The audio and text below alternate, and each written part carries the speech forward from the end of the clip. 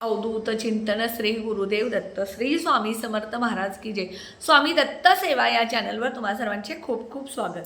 तुम्हा सर्वांचं आरोग्य उत्तमाचं राहू दे, राहिलेलं आयुष्य आरोग्यदायी जाऊ दे, तुम्हा सगळ्यांना दीर्घायुष्य मिळू दे अशी मी स्वामी चरणी प्रार्थना करते आणि माझ्या व्हिडिओला सुरुवात करते। बघा, सगळ्या हिंदू धर्मामध्ये आपल्या सगळ्या विशेष सणांना तिथींना खूप महत्त्व आहे। बघा, दिवाळी असेल, दसरा असेल, गणपती असेल, दुर्गाष्टमी असेल, सोमवार असेल, गुरुवार असेल, असे प्रत्येक वार सण तिथीला अतिशय महत्त्व आहे। पौर्णिमा असेल, अमावस्या असेल, अमावस्या ही माता लक्ष्मीला जशी समर्पित आहे तसं पौर्णिमा भगवान श्री हरी विष्णू आणि माता लक्ष्मीला समर्पित आहे। आणि अशा या पौर्णिमेचा उद्या दिवस आहे। आषाढ महिन्यातील पौर्णिमेला आपण गुरुपौर्णिमा म्हणून साजरी करतो आणि ही गुरुपौर्णिमा जी आहे ती व्यास पौर्णिमा म्हणून सुद्धा ओळखली जाते। गुरुपौर्णिमा म्हणजे काय? ज्या गुरूंनी आपल्याला मार्गदर्शन केलं, अंधकारातून प्रकाशाकडे नेलं, अशा सगळ्या गुरूंचं आपल्याला उद्या आभार मानायचे आहे, त्यांच्याबद्दल कृतज्ञता व्यक्त करायची आहे, त्यांचे आभार मानायचे। मग सगळ्यात पहिले गुरु कोण आपले? तर आईवडील। कारण ज्या आईवडिलांमुळे आपल्याला जन्म मिळाला, हे सुंदर जग बघायला मिळालं, अशा या आईवडिलांचं पहिल्यांदा पाय धरून तुम्ही उद्या नमस्कार करायचा।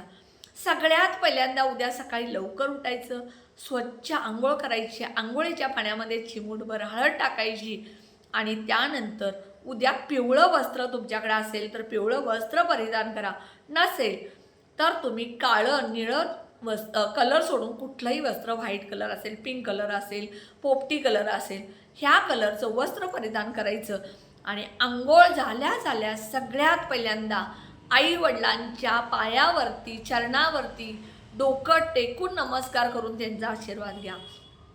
ज्या आईवडिलांच्या चरणावर जी मुलं नमस्कार करतात दररोज, त्या मुलांच्या आयुष्यात कधीच कशाची कमी पडत नाही। आईवडिलांचा अपमान करू नका, आईवडिलांना वाईट बोलू नका, आईवडिलांना व्यवस्थित सांभाळा। ज्या घरामध्ये आईवडिलांचा आदर केला जातो, आईवडिलांना सांभाळलं जातं, आईवडिलांना वाईट बोललं जात नाही, त्या घरामध्ये कधीच त्या मुलांना कशाची कमी पडत नाही। मी बरेच अनुभव माझ्या डोळ्यासमोर बघते। ज्या आईवडिलांचा आदर केलेली जी मुलं आहेत त्या आज इतक्या मोठ्या पदावरती आहेत, ती माझ्या समोरची गोष्ट आहे। म्हणून नेहमी आई वडील तुम्हाला एखादी गोष्ट बोलत असतील, चिडत असतील, मारत असतील, रागवत असतील, अपशब्द वापरत असतील तर ते तुमच्या कल्याणासाठी असतं। म्हणून त्यावेळेला तुम्ही प्रत्युत्तर देणं, त्यांना वाईट बोलणं हे चुकीचं आहे। आणि त्यानंतर तुम्ही आईवडिलांना नमस्कार केल्यानंतर तुमच्या ज्या देवघरामध्ये स्वामी समर्थ असतील, दत्त महाराज असतील, शिर्डीचे साईबाबा असतील, शेगावचे गजानन महाराज असतील, ज्या कुणाला तुम्ही गुरु मानता त्या गुरूंना नमस्कार करायचा। देवघरातली जी नित्यनेमाची पूजा आहे ती करत असताना, जे कोणी तुम्ही करत असाल, तुमचे आईवडील करत असाल, तुम्ही स्वतः करत असाल, तर सगळ्यात पहिल्यांदा तुमची देवघरातली पूजा करत असताना दिवा प्रज्वलित करायचा, गणपती बाप्पांची पूजा करायची आणि त्यानंतर स्वामी समर्थ महाराज असतील, विष्णू लक्ष्मी असेल, विठुरायाचा रुक्मिणीचा मूर्ती असेल, बाळकृष्णांची मूर्ती असेल, ह्या सगळ्यांना तुम्ही उद्या पंचामृत किंवा जलानं अभिषेक घालायचा आहे। आणि त्यानंतर तुम्ही तुमच्या कपाळाला ज्या वेळेला भगवान विष्णू आणि माता लक्ष्मीला चंदनाचा टिळा लावता त्यावेळेला तुमच्या कपाळाला सुद्धा तोच हात, म्हणजे ज्यावेळेला भगवान विष्णूंना टिळा लावता तोच हात तुम्ही तुमच्या कपाळाला आणि इथं लावायचं आहे, हे करायचं आहे। त्यानंतर उद्या जास्तीत जास्त दान करायचं आहे। दानाला आणि स्नानाला आपल्या हिंदू धर्मामध्ये अतिशय महत्त्व आहे। बघा, बरेच लोक तीर्थक्षेत्री जाऊन, नदीकाठाला जाऊन स्नान करत असतात। मी माझं स्वतःचं उदाहरण सांगते। आम्ही ज्यावेळेला कॉलेजला होतो त्यावेळेला मार्गशीर्ष महिन्यातल्या प्रत्येक गुरुवारी आम्ही सगळ्या आमच्या मामांच्या मुली, माझी आई, आम्ही बहिणी वगैरे, इथून माझ्या घरापासून 6 ते 7 किलोमीटर वाडी, नरसोबाची वाडी दत्त महाराजांचं तीर्थक्षेत्र आहे, तिथे आम्ही पहाटे 3 वाजता चालत जायचो, आंघोळ करायचो आणि घरी निघून यायचो। अशा पद्धतीने आम्ही करायचो। पण आता आम्हाला म्हणजे माझ्याबरोबर कोण असतं नसतं, पहाटे कोण येतं नाही येतं म्हणून आम्ही जात नाही। पण मी प्रत्येक गुरुवारी तर वाडीला चालत जाते, शक्य होईल तेवढं मी वाडीला चालत जात असते। आता उद्यासुद्धा मी नरसोबाच्या वाडीला चालत जाण्याचा प्रयत्न करते, पण बघू माझ्या जोडीला कोण असतं का, कारण मुलीला तर आता अडचण आहे, ती येऊ शकत नाही, पिरियड्स आहेत त्यामुळे ती येऊ शकत नाही, पण मी जाण्याचा प्रयत्न करणार आहे।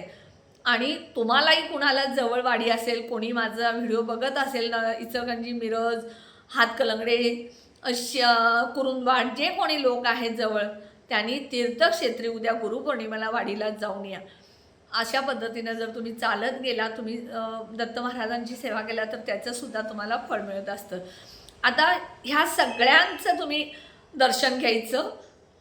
गुरु म्हणजे अंधकारातून प्रकाशाकडे नेणारी जी जी व्यक्ती आहे ती. बघा, एखादा लहान मुलगासुद्धा एखादी गोष्ट जर मला शिकवत असेल तर तो माझा गुरुच असतो. आपली मुलंसुद्धा आपण जर चुकीचं मार्गानं जात असेल किंवा आपण चुकत असेल तर आपली मुलंसुद्धा आपल्याला एखादी गोष्ट सांगत असतील तर ते सुद्धा आपले गुरु असतात. म्हणजे प्रत्येक व्यक्तीमध्ये गुरु असतो. म्हणून आपण प्रत्येक व्यक्तीचा उद्यापासून आदर करायला शिका. उद्या अपशब्द वापरू नका, कुणाला वाईट बोलू नका, कुणाची निंदा नालस्ती करू नका. त्यानंतर बघा, उद्या आर्थिक वाढ होण्यासाठी, मुलांच्या शिक्षणात, नोकरीत, व्यवसायात प्रगती होण्यासाठी, तुमच्या घरामध्ये सुख समृद्धी येण्यासाठी, भरभराट होण्यासाठी, पैसा वाढ होण्यासाठी, आलेला पैसा स्थिर राहण्यासाठी तुम्हाला उद्या एक उपाय करायचा आहे. हा उपाय कधी करायचा? सकाळी केला तरी चालेल किंवा संध्याकाळी केला तरी चालेल. तुम्ही दिवसभरात कधीही केला तरी चालेल. फक्त 12 ते 12:30 ही वेळ सोडून करा. कारण तुम्ही ज्यावेळेला हा उपाय करत असतात त्यावेळेला दत्त महाराज किंवा स्वामी समर्थ महाराज आपल्या ह्याच्यासाठी जात असतात, भिक्षेसाठी जात असतात. म्हणून तुम्हाला उद्या ही 12:30पर्यंत 12 ते 12:30 सोडून उद्या जास्तीत जास्त भगवान विष्णूंचं नामस्मरण करा, स्वामी समर्थ महाराजांचं नामस्मरण करा, दत्त महाराजांचं नामस्मरण करा. ज्या ज्या गुरूंना तुम्ही मानता त्या त्या गुरूंचं नामस्मरण करा आणि गोड मिठाई वगैरेचा नैवेद्य दाखवा. दान करा, पिवळं वस्त्र दान करा, पिवळी मिठाई दान करा. ब्राह्मण किंवा मंदिरात हळद, भगवान विष्णू आणि माता लक्ष्मीचं तुमच्या तिथे जवळ कुठं मंदिर असेल तर तिथं जाऊन तुम्ही हळद दान करून या. आणि त्यानंतर बघा, एक उपाय सांगणार आहे. तो उपाय कोणता आहे? 3 हळकुंड घ्यायचे. नोकरी जो करतो, व्यवसाय जो करतो त्याच्यासाठी. आता मी आणि माझे पती दोघं मिळून व्यवसाय करत असेल, नोकरी करत असेल तर आम्ही दोघांनी 3-3 हळकुंड घ्यायची. प्रत्येकाचं साहित्य वेगळं वेगळं. एकटी व्यक्ती मिळवत असेल तर एकट्या व्यक्तीचं एकच साहित्य. मग 3 हळकुंड घ्यायचं. पिवळं कापड थोडंसं, ते कापड जे आहे पिवळं ते नवीन असावं, रेशीम, सुती किंवा मलमली असावं. कापड पॉलिस्टर नसावं किंवा बाकीच्या कुठल्या क्वालिटीचं नसावं. फक्त सुती, मलमल किंवा हेचं आपलं सुती हे वापरायचं आहे. 3 हळकुंड घ्यायची. वस्त्र घ्यायचं आहे पिवळं, छोटं रुमालाच्या आकाराचं घ्यायचं आहे. आणि पांढरा धागा जो आहे तो आपल्या उंचीचा, म्हणजे आपल्या डोक्यापासून पायापर्यंतच्या उंचीचा एकच वेळचा धागा घ्यायचा, कट करून घ्यायचा आणि तो पिवळा हळदीनं करायचा. कारण पिवळा धागा मिळणं कठीण आहे, लाल मिळतो. पण तो कसला? लाल धागा जो आहे तो कलाव्याचा धागा मिळतो. पण आपल्याला जो आपल्याकडे बघा हारासाठी मोठा धागा वापरला जातो, कच्चा धागा म्हणून, तो घ्यायचा. आपल्या डोक्यापासून पायापर्यंत एक घ्यायचा, कट करायचा, पिवळा करायचा हळदीमध्ये आणि त्याचं गोल असं जसं जानवं करतात तसा गोल करायचा. ते हळकुंड आणि तो दोरा तुम्ही तुमच्या उजव्या हातामध्ये घ्यायचा. 108 वेळा ओम नमो भगवते वासुदेवाय म्हणायचं आणि 108 वेळा श्री स्वामी समर्थ महाराजांचा जप करायचा. आणि त्या हळकुंडाने तो दोरा जो आहे तो ते पिवळ्या वस्त्रामध्ये ठेवायचा आणि त्याची पुरचुंडी बांधायची. आणि ती पुरचुंडी माता लक्ष्मी आणि भगवान विष्णूंच्या चरणाजवळ ठेवायची. हे ओम नमो भगवते वासुदेवाय श्री स्वामी समर्थ म्हणून झाल्यानंतर एक वेळ श्री सूक्त आणि एक वेळ महालक्ष्मी अष्टकम सुद्धा म्हणायचं आहे. आणि ही पुरचुंडी तुम्ही देवघरात जिथं माता लक्ष्मी असेल, विष्णूंचा असेल, स्वामी समर्थ असेल त्यांच्या चरणाजवळ ठेवायची. आणि दुसऱ्या दिवशी सकाळी तुम्ही ती पुरचुंडी आंघोळ केल्यानंतर उचलायची. जिथे तुमच्या तिजोरीमध्ये तुम्ही जिथे पैसे ठेवता तिथे ठेवायची. मिस्टरांसाठी केला असाल तर मिस्टरांच्या म्हणजे खिशामध्ये नेहमी, व्यवसायाच्या ठिकाणी जिथे त्यांचा व्यवसायाचं ऑफिस आहे तिथे तुम्ही त्यांच्या ड्रॉवरमध्ये ठेवायची.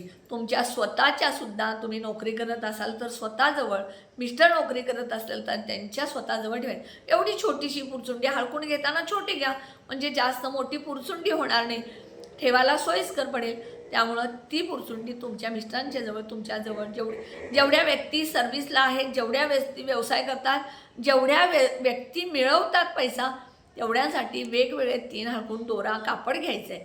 अशा पद्धतीनं तुम्हाला उद्या हा आर्थिक वाढीसाठी, लक्ष्मी प्राप्तीसाठी उपाय करायचा आहे. हा उपाय करत असताना फक्त श्रद्धा, विश्वास, भाव आणि कष्ट, फक्त हा उपाय केला तर तुमच्याकडे पैसा येईल का? नाही. त्यासाठी तुम्हाला व्यवसाय करत असाल तर व्यवसायाच्या ठिकाणी तुम्हाला लवकर उठून तो व्यवसाय लवकर चालू केला पाहिजे. नोकरी असेल तर नोकरी प्रामाणिक केली पाहिजे. नोकरीच्या ठिकाणी तुम्ही काम व्यवस्थित केलं पाहिजे. प्रमोशन मिळून पगार वाढेल. कुठलाही व्यवसाय असू दे, पार्लर असेल, किराणा मालाचं दुकान असेल, पिठाची चक्की असेल, टेलरिंग असेल, मोठा बिझनेस असेल, कुठलाही बिझनेस, व्यवसाय, नोकरीसाठी हा उपाय तुम्हाला उद्या करायचा आहे. आणि हा उपाय फक्त आणि फक्त एकदाच उद्या करायचा आहे. पिरियड्स असतील स्त्रियांना तर तुमच्या मुलांनी, पतीनं, मुलीनं केला तर चालेल. सुतक असेल तर अजिबात हा उपाय करायचा नाही.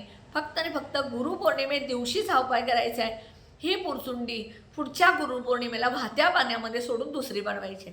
अशा पद्धतीनं हा उपाय जर तुम्ही केला तर बघा तुमच्या घरामध्ये पैशाची भरभराट तर होईलच, आलेला पैसा वाढेल, पैशाची बरकत होईल आणि पैसा स्थिर राहील. उपाय नक्की करा. व्हिडिओला शेअर, लाईक, सबस्क्राईब करायला विसरू नका. कमेंट बॉक्समध्ये नक्की श्री स्वामी समर्थ लिहा. जे कोणी माझा व्हिडिओ नवीन बघत असेल त्यांनी त्यांच्या नातेवाईक, मित्र, संबंधित, पाहुणे ह्यांना कुणालाही शेअर करा. कारण जेणेकरून ज्यांना माझा व्हिडिओ बघता येत नसेल ते बघतील तुम्ही शेअर केल्यामुळे, आणि त्यांनाही माहिती मिळेल आणि तेही उपाय करतील आणि त्यांच्याही घरामध्ये आर्थिक वाढ होईल. आणि व्हिडिओ जे कोणी नवीन बघत असेल त्यांनी सबस्क्राईब करायला विसरू नका. व्हिडिओ शेअर केल्यानंतर त्याची प्रगती होईल आणि मी कशाला व्हिडिओ पाठवू असं मनात अजिबात आणू नका. जेवढं तुम्ही लोकांना तुमचं उपाय सांगाल तुमच्याकडून होतील तेवढं तुमच्या घरामध्ये स्वामी समर्थ महाराज नक्की देतील. ज्याचं चांगलं तुम्हाला जेवढं करता येईल तेवढं करा. वाईट मात्र कुणाचं करू नका. कर्णीबाधा, जादू टोना, काळी जादू हे जे आहे हे तुम्हाला तात्पुरतं बरं वाटत असतं, पण त्याची जे काय कालावधी असतो तो संपल्यानंतर तुमच्यावरती फिरून आला तर तुमचे हाल त्या समोरच्या व्यक्तीला जेवढं तुम्ही केलेलं असतं त्याच्यापेक्षा वाईट होत असतात.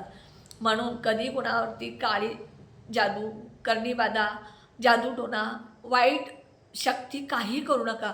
फक्त नामस्मरणात राहा. सगळ्यांचं चांगलं चिंता, दुश्मनाचं सुद्धा चांगलं चिंता. तुमचं स्वामी समर्थ महाराज नक्की चांगलं करतील. हा माझा स्वतःचा अनुभव आहे. दुश्मन जरी आला तर कुणाला वाईट सांगू नका, त्याच्याबद्दल वाईट बोलू नका. तुम्हाला राग आला, तुम्हाला त्या समोरच्या व्यक्तीचं पटलं नाही तर त्या व्यक्तीला तुम्ही तोंडावरती तुझं हे चुकतंय म्हणून सांगू शकता, पण कुणाचंही वाईट चिंतू नका. नक्की व्हिडिओला सबस्क्राईब करायला विसरू नका. श्री स्वामी समर्थ.